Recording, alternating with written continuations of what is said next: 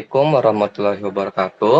Selamat pagi dan salam sejahtera untuk kita semua. Pada kesempatan ini kami dari kelompok 10 akan mempresentasikan materi dengan judul Peranan Perdagangan Internasional dalam Perekonomian. Materi ini disusun untuk memenuhi tugas mata kuliah Ekonomi Internasional dengan dosen pengampu Ibu Desi Tri Anggarini SEMM. Boleh di next? Masuk ke materi, kami akan memperkenalkan anggota kami dulu dengan saya sendiri, yaitu Muhammad Sultan Arya dengan NIM 64222364 dan rekan saya ada Farah Diviani dengan NIM 64222278.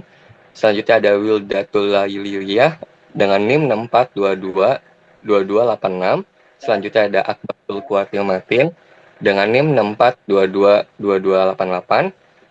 Selanjutnya ada Aldi Dinur Aziki dengan NIM 64222322 dan yang terakhir ada Alni Nazarian Yasa dengan NIM 64222494. Kami berharap presentasi ini dapat berjalan dengan baik dan memberikan pemahaman yang jelas terkait materi yang akan disampaikan. Adapun poin-poin yang akan kami bahas pada presentasi kali ini yaitu efek perdagangan internasional terhadap pertumbuhan ekonomi, efek perdagangan internasional terhadap produksi, efek perdagangan internasional terhadap distribusi pendapatan, dan yang terakhir ada efek terhadap neraca perdagangan. Oke, boleh di next. Setelah pemaparan pembukaan dan gambaran umum materi, selanjutnya saya akan menjelaskan definisi dan konsep dasar dari perdagangan internasional itu sendiri. Secara sederhana, perdagangan internasional ini adalah kegiatan jual beli yang dilakukan oleh penduduk atau penduduk suatu negara dengan penduduk negara lain. Tentunya itu atas dasar kesepakatan bersama. Penduduk di sini tuh nggak cuma hanya individu, tetapi juga bisa melibatkan antara pemerintah maupun perusahaan, baik itu swasta maupun multinasional.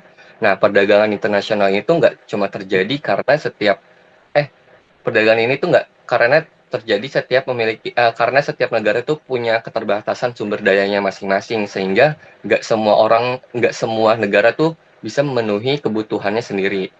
Oleh karena itu, negara tuh melakukan ekspor dan impor untuk saling melengkapi. Jika kita lihat nih dari pihak yang terlibat, perdagangan internasional itu nggak cuma bisa dilakukan, maksudnya bisa dilakukan oleh individu dengan individu, individu dengan pemerintah, atau bahkan antar pemerintah. Hal ini tuh menunjukkan bahwa perdagangan internasional memiliki cakupan yang luas dan berperan penting dalam perekonomian global. Kemudian kalau kita lihat dari sisi dampaknya, perdagangan internasional tuh memberikan pengaruh yang cukup besar.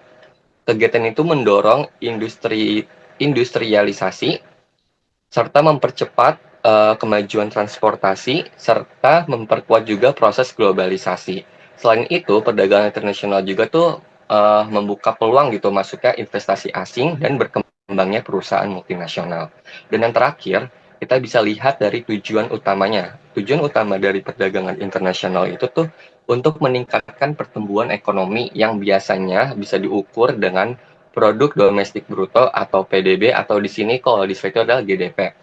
Ketika suatu negara mampu meningkatkan ekspornya, maka pendapatan nasional tuh akan meningkat juga yang pada akhirnya berdampak pada meningkatnya kemakmuran masyarakat. Dalam konteks perekonomian nasional, perdagangan internasional tuh juga menjadi salah satu motor penggerak pertumbuhan ekonomi. Kenapa? Karena kan melalui ekspor dan impor, pasar menjadi lebih luas juga, produk meningkat, dan kesempatan kerja pun bertambah. Jadi dapat kita simpulkan juga nih, kalau perdagangan internasional itu bukan cuma sekedar kegiatan jual beli aja ya teman-teman, jual beli antar negara, tetapi juga tuh memiliki peran strategis dalam pertumbuhan ekonomi, peningkatan produksi, konsumsi, distribusi pendapatan, hingga stabilitas neraca perdagangan suatu negara. Nah, jadi ini dari definisi dan konsep dasar dari perdagangan internasional itu sendiri. Nah, selanjutnya akan di materi selanjutnya akan disampaikan oleh Alni. Alni dipersilahkan. Oke, pada slide kali ini saya akan menjelaskan bagaimana aktivitas ekonomi internasional dan perdagangan mempengaruhi pertumbuhan ekonomi suatu negara. Di sini yang pertama ada peningkatan GDP. Pertumbuhan ekonomi suatu negara diukur melalui peningkatan GDP atau produk domestik bruto. Perdagangan internasional berperan sebagai motor penggerak karena mendorong peningkatan produksi, ekspor, dan pendapatan nasional. Oleh karena itu, ketika ekspor meningkat, pendapatan negara juga meningkat sehingga berdampak langsung pada pertumbuhan ekonomi. Dan yang kedua, efek yang kedua ada perpindahan modal. Perdagangan dan keterbukaan ekonomi mendorong arus investasi langsung antar negara. Jika jika biaya produksi di suatu negara lebih rendah, investor akan memindahkan lokasi produksinya ke negara tersebut. Hal ini meningkatkan investasi, membuka lapangan kerja, serta memperkuat struktur ekonomi nasional. Dan efek yang ketiga ada ukuran pasar. Meningkatnya impor menunjukkan pasar domestik yang semakin besar. Kondisi ini membuka peluang bagi pelaku usaha dalam negeri untuk memproduksi barang serupa secara lokal. Dengan demikian, substitusi impor dapat terjadi dan industri dalam negeri dapat berkembang lebih pesat. Boleh di next. Baik, di slide ini menampilkan grafik pertumbuhan PDB Indonesia dari tahun 2015 hingga tahun 2024. Di sini kita lihat pada periode 2015 sampai 2019, pertumbuhan ekonomi Indonesia relatif stabil di kisaran 5% menunjukkan kondisi ekonomi yang cukup sehat dan konsisten. Lalu kita lihat di sini pada tahun 2020 terjadi penurunan tajam hingga ke angka negatif akibat pandemi COVID-19 yang melanda seluruh dunia sekaligus Indonesia termasuk. Pembatasan aktivitas ekonomi menyebabkan penurunan produksi, konsumsi, dan investasi. Memasuki tahun 2021, ekonomi mulai pulih dengan pertumbuhan positif didorong oleh pelonggaran aktivitas ekonomi dan kebijakan stimulus pemerintah. Pada tahun 2022, pertumbuhan ekonomi mencapai titik tertinggi dalam periode ini, menunjukkan pemulihan ekonomi yang kuat pasca pandemi. Lalu selanjutnya, di tahun 2023 dan tahun 2024, pertumbuhan ekonomi kembali stabil di sekitar 5%, menandakan bahwa perekonomian Indonesia telah kembali ke jalur pertumbuhan yang normal dan relatif terkendali. Oke, selanjutnya akan disampaikan oleh Akbar.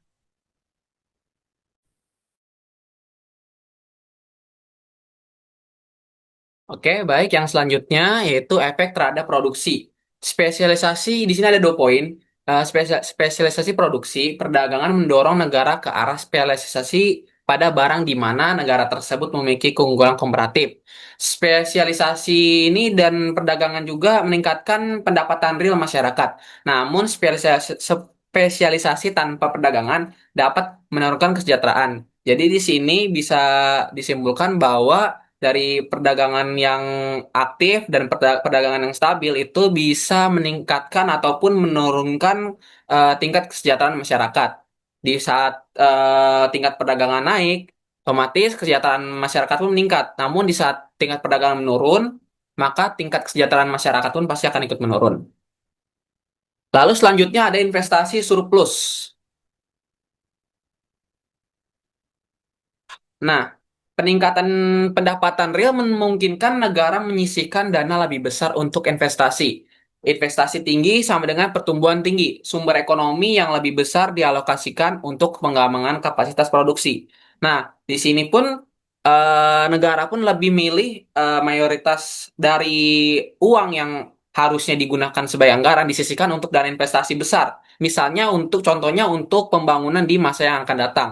Nah, yang ini akan memberikan efek yang sangat baik untuk masyarakat karena baik pembangunan infrastruktur dan lain-lain pasti pun akan ikut berjalan serta pertumbuhan tinggi pun pasti akan ikut terjadi di dalam masyarakat. Selanjutnya itu ada tantangan spesialisasi berlebihan. Spesialisasi yang terlalu jauh terpusat pada 1 sampai dengan 2 komoditas. Memiliki resiko yang pertama ketidakstabilan pasar luar negeri, fluktuasi harga komoditas dunia. Misal harga karet anjlok berdampak langsung pada ekonomi domestik. Nah, bisa dilihat di sini karena harga karet anjlok pasar ekonomi domestik pun terkena dampak langsung dari anjloknya harga karet tersebut. Nah, ini membuktikan bahwa poin-poin yang tadi saya sebutkan itu memang betul-betul terjadi di masyarakat kita yang dimana tadi jika harga barang anjlok, otomatis tingkat kesejahteraan pun akan menurun. Nah, selanjutnya ada keamanan nasional. Ketergantungan penuh pada impor untuk barang strategis dapat membahayakan kedaulatan jika instabilitas. Nah, kita di negara Indonesia ini memang negara berkembang, tapi memang kita tidak boleh terlalu bergantung pada impor. Karena apa? Satu itu bisa efeknya banyak. Salah satunya itu bisa menurunkan nilai mata uang kita, yaitu rupiah. Yang dimana sekarang dolar itu menjadi mata uang andalan dunia atau mata uang yang biasa ditukar sebagai alat ekspor impor. Nah, di sini eh, karena kita ketergantungan dengan impor, otomatis kedaulatan pun akan membahayakan bagi negara Indonesia, terutama tadi salah satunya tadi apa tingkat rupiah menurun karena terlalu banyak impor. Jadi memang lebih baik dan bagusnya untuk tingkat impor ini dikurangin untuk kapasitasnya. Nah, selanjutnya ada dualisme ekonomi, kesenjangan antara sektor ekspor modern dan sektor tradisional dalam negeri. Nah, di sini sektor ekspor modern pun menjadi apa acuan ya untuk negeri kita, baik itu dari yang cara modern maupun yang sektor tradisional. Misalnya dalam jual beli barang, baik itu barang-barang yang modern atau barang-barang tradisional itu biasanya sangat berpengaruh dalam ekspor dan impor itu. Nah, selanjutnya akan dijelaskan oleh rekan saya Farah Diviani.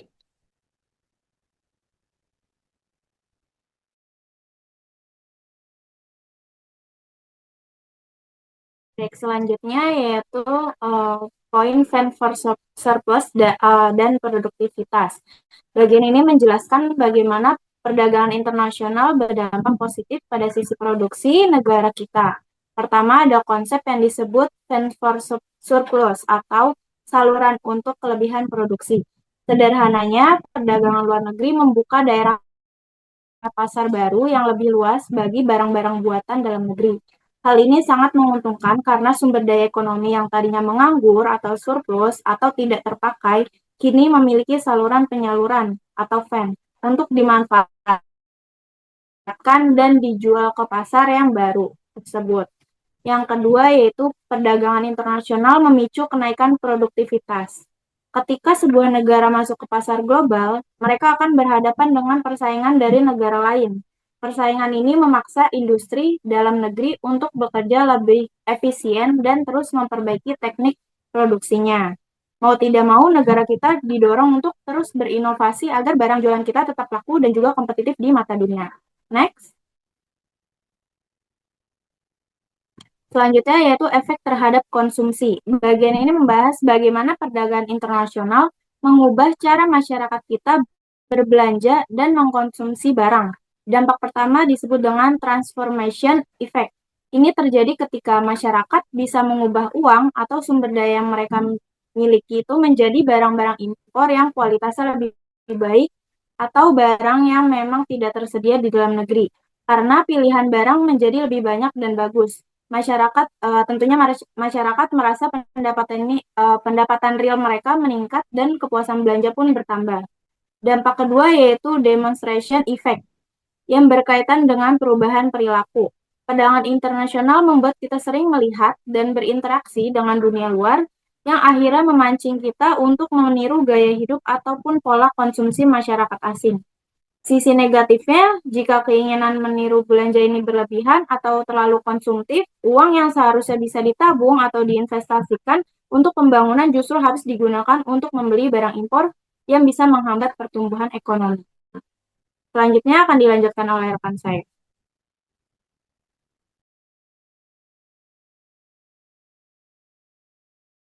Selanjutnya di sini ada efek terhadap distribusi pendapatan. Yang pertama itu ada pengadaan neoklasik.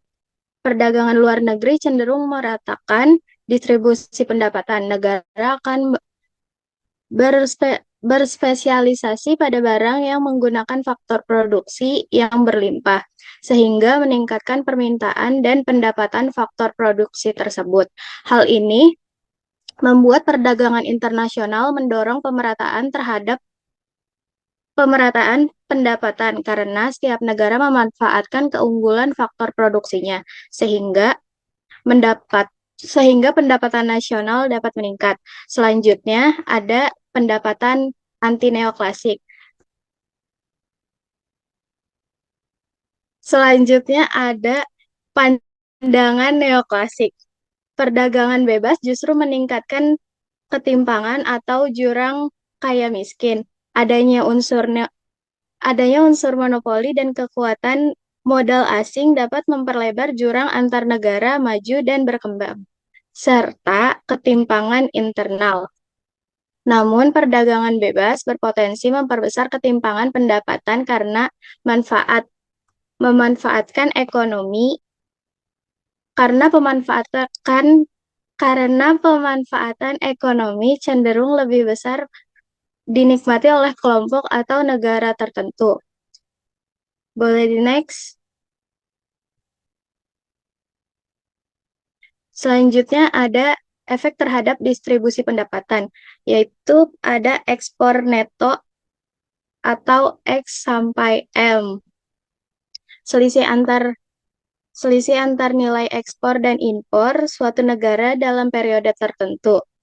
Surplus ekspornya itu lebih besar daripada impor, yaitu pendapatan devisa naik. Sedangkan defisit impornya itu lebih kecil daripada ekspor. Salah satu komponen utama dalam neraca pembayaran yang mengukur kesehatan transaksi internasional negara. Sehingga menunjukkan selisih antar nilai ekspor impor suatu negara pada periode tertentu. Jika nilai ekspor lebih besar daripada nilai impor, kondisi ini cenderung mencerminkan kinerja perdagangan yang baik serta peningkatan permintaan devisa yang berdampak positif terhadap perekonomian nasional. Selanjutnya akan dijelaskan oleh teman saya, Wilda. Selanjutnya, di sini ada grafik neraca perdagangan Indonesia dari tahun 2017 sampai Oktober 2025. Bisa dilihat di sini, pada periode 2017 hingga 2019, kinerja perdagangan Indonesia relatif lemah. Bahkan sempat mengalami defisit yang menandakan impor lebih besar dibanding ekspor. Namun, sejak 2020 hingga 2022, neraca perdagangan mengalami peningkatan yang signifikan dan mencapai puncaknya pada tahun 2022. Hal ini terutama disebabkan oleh meningkatnya ekspor komoditas unggulan Indonesia dan terkendalinya impor. Setelah tahun 2022, meskipun nilai surplus mengalami penurunan, neraca perdagangan Indonesia masih tetap berada pada kondisi surplus. Ini menunjukkan bahwa kinerja perdagangan Indonesia masih cukup stabil walaupun tidak sekuat saat puncaknya. Dengan demikian, grafik ini menyimpulkan bahwa Indonesia mampu menjaga keseimbangan perdagangan luar negeri meskipun menghadapi berbagai dinamika ekonomi global. Next.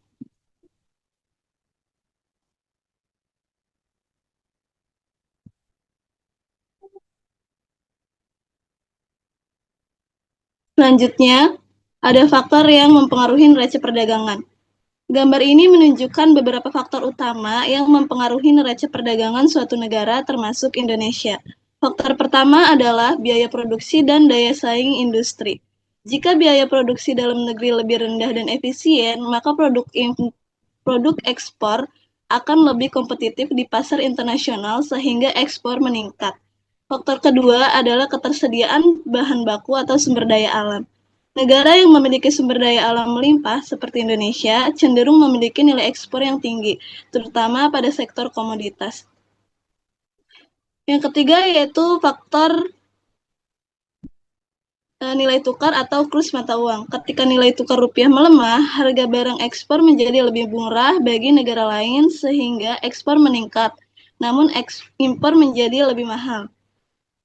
Yang keempat yaitu kebijakan pemerintah seperti tarif, subsidi, dan hambatan perdagangan. Kebijakan ini dapat mempengaruhi kelancaran ekspor dan impor serta melindungi industri dalam negeri. Secara keseluruhan, keempat faktor ini saling berkaitan dan sangat menentukan apakah suatu negara mengalami surplus atau defisit neraca perdagangan. Sekian, kembali kepada moderator. Baik, teman-teman, tadi sudah selesai kita penjelasan materinya. Sekarang kita masuk ke sesi tanya jawab.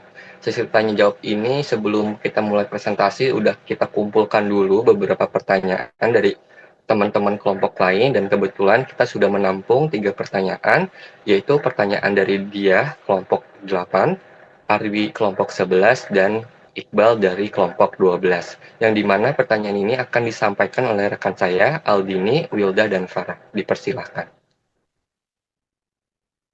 Di sini saya akan menjawab pertanyaan dari dia, kelompok 8. Pertanyaannya itu adalah bagaimana hubungan antara peningkatan impor dengan ukuran pasar dan keputusan investor dalam perdagangan internasional. Nah, jawabannya itu adalah peningkatan impor dapat peningkatan impor menandakan bahwa kebutuhan pasar dalam negeri sehingga semakin besar. Kondisi ini dapat menarik investor asing untuk memindahkan lokasi produksi ke negara importir, terutama jika biaya produksi di negara tersebut lebih rendah dibandingkan memproduksi di negara asal dan menanggung biaya transportasi. Hal ini mendorong masuknya investor dan meningkatkan aktivitas produksi dalam negeri. Sekian dari saya. Oke, selanjutnya. Selanjutnya, saya akan menjawab pertanyaan dari Arbi kelompok 11. Pertanyaannya yaitu bagaimana perdagangan internasional mempengaruhi sektor produksi dalam negeri, khususnya melalui spesialisasi produksi. Perdagangan internasional mendorong negara untuk melakukan spesialisasi produksi pada barang yang memiliki keunggulan komparatif, sehingga produksi menjadi lebih efisien dan pendapatan masyarakat meningkat. Namun, jika spesialisasi dilakukan secara berlebihan, negara dapat menjadi terlalu bergantung pada satu atau dua komoditas dan rentan terhadap perubahan harga pasar dunia. Baik, selanjutnya yaitu pertanyaan terakhir dari Iqbal kelompok 12. Pertanyaannya, apa sih perbedaan pandangan neoklasik dan anti-neoklasik mengenai dampak perdagangan internasional terhadap distribusi pendapatan? Jadi, menurut pandangan neoklasik, perdagangan internasional sendiri dapat membantu meratakan distribusi pendapatan karena negara memanfaatkan faktor produksi yang melimpah. Sebaliknya, pandangan anti-neoklasik menilai bahwa perdagangan bebas justru dapat meningkatkan ketimpangan karena adanya dominasi modal asing dan juga kekuatan monopoli yang lebih menguntungkan pihak tertentu. Oke, baik teman-teman, tadi sudah terjawab semua 3 pertanyaan yang diberikan oleh kelompok lain. Boleh di next.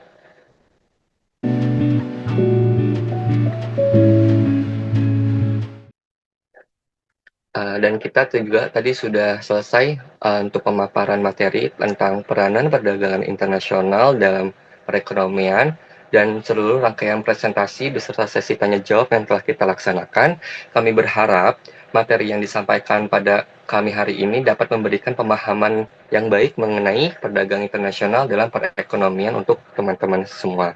Apabila dalam penyampaian materi masih terdapat kekurangan atau kesalahan, kami mohon maaf yang sebesar-besarnya.